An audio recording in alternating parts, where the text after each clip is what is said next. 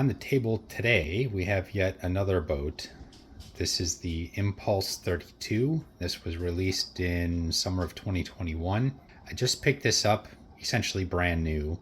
I bought it as a hull and hardware kit. So basically it comes with everything except for a motor, an ESC, a servo, and a receiver and transmitter. So as you can see inside, everything else is in here.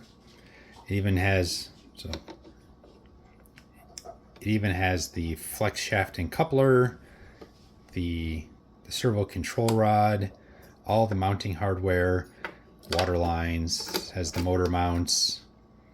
It has the waterproof receiver box that just snaps on and off.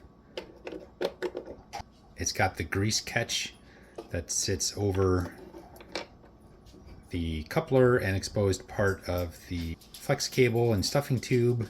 Obviously the rudder, prop, trim tabs, turn fins. Like I said, everything is here except for the electronics. Even came with the stand. So my project is to get all this installed. What I have done is I purchased a Power HD servo. This is the LW20MG. It's a digital servo, all metal gearing, 20 kilogram max torque. I have my FSA3 receiver that goes with my FlySky GT5 transmitter. I have 150 amp ESC from OSE. Comes with the 6mm bullet connectors already installed. It has a cap pack, and it's wired up with the QS6, which are the 6mm bullet connectors for the battery. I have a rear motor support. This will be glued into the hull, and this will support the rear of the motor. And the reason I need that is I have a Leopard X2. This is actually a 4082 size motor, 1600 kV. So there's that motor. Again, this is the X2 version of the 4082. And of course I have a water jacket to go with it. And because the stock motor is a 3682, the diameter of the motor, it'll still mount at the front to the existing mount. However, with the water cooling jacket on, it will not fit in this rear motor support. So I'm gonna have to cut this section out, probably both of these sections out. This just unscrews, that'll come off. And then I'll have to cut at least most or some of these rear supports out so that I can put this in pretty much right about there. So then once I get everything cut out and mounted, my nice big 4082 motor will fit in here. Of course, it fits right now, just without the water jacket, which doesn't do us any good since we need the water jacket.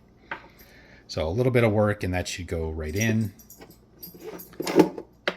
As far as the ESC, this will mount roughly in the same spot as the stock ESC did. It'll mount on this pad. Obviously the mounting screws aren't going to do me any good, so I'll just come up with a different mounting method. Double stick tape works really well with all my other boats, so that may be the way I do it. And then the waterproof receiver box, this is just screwed on here, so I can take this box and relocate it if I need to. That's what the inside looks like today. Hopefully in a short time I'll have that motor mounted, the servo mounted, ESC, and we'll be able to go and water test it. Like I said, everything else is here. It's got the stock prop, which I'm probably going to replace that with something else. It's a very high pitch prop, so it doesn't have a very good initial takeoff.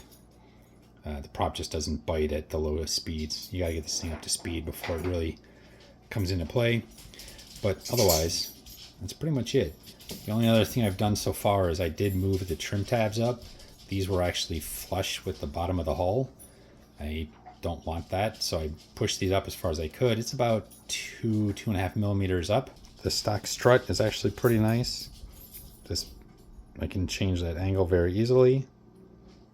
Can't go too far because this prop shaft has like a 3.5, almost 4-inch long prop shaft going into the flex cable. So it does tend to bind up back in here if this angle is too much of a positive or negative angle. But it should give me plus or minus at least 3 degrees to help control the ride. And as mentioned, the motor I got is only a 1600 kV. The stock motor in this boat, like I said, it's a 3682, but it's a 2000 kV motor. And on a 6-cell setup, which is what I plan to run, to me that's just way too much. At 2000 kV on 6-cell, that's over 40,000 RPM. Most motors are only rated for a maximum of around 50,000 RPM. So I think this will serve me better. I'll still get speeds over 50 miles an hour. My Invincible Razor that I built, that has a 4082 size motor, but only 1250 kV. And on 6S, that boat runs very well at 50 to 55 miles an hour.